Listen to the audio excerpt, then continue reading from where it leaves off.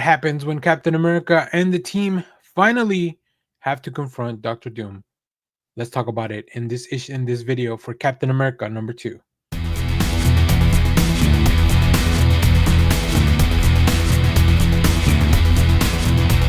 Hello everyone, Dan here from the Next Issue podcast. On today's video, we'll be doing a review for Captain America number 2. This is a new book from Marvel Comics, written by Chip Zdarsky with art by Valerio Schiti, colors by Frank Barton, letters by Joe Caramagna.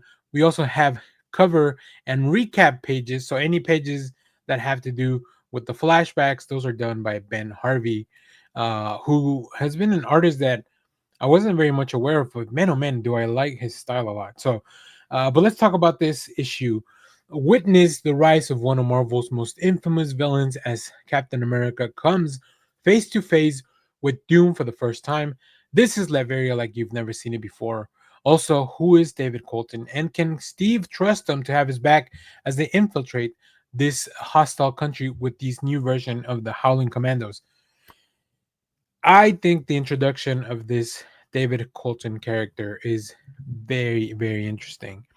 I like the idea of the United States and Shield and all these organizations never that they never stopped trying to replicate the results for Captain America, right? And we've seen different versions of super soldiers. We've seen different versions of what the serum can do to other people, or what people have done trying to replicate the serum. But David Colton seems to be like the closest to a version of Captain America.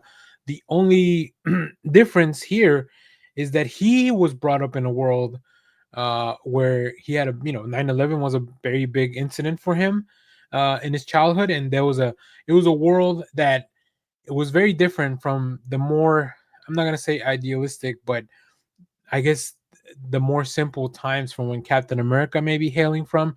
And I say that only in comparison because I know that each of these time eras had their own very, very difficult implications on a character like Captain America. But I like the duality.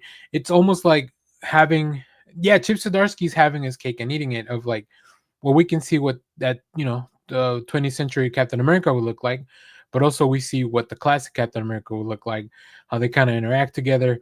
I think we learned so much about David Colton in the Ben Harvey pages, the flashback sequences, which are terrifying. Like the implications of what's going on in those pages are terrifying.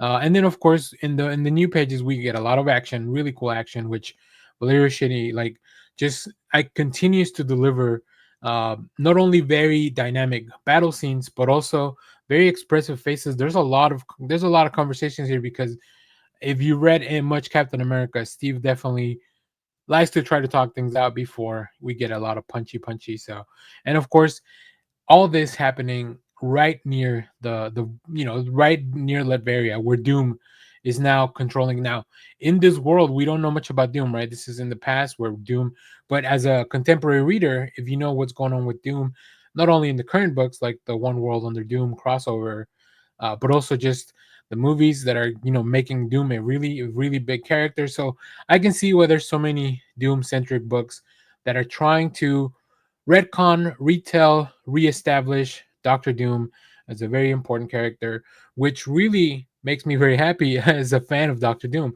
I think the character is is so malleable to tell all sorts of stories.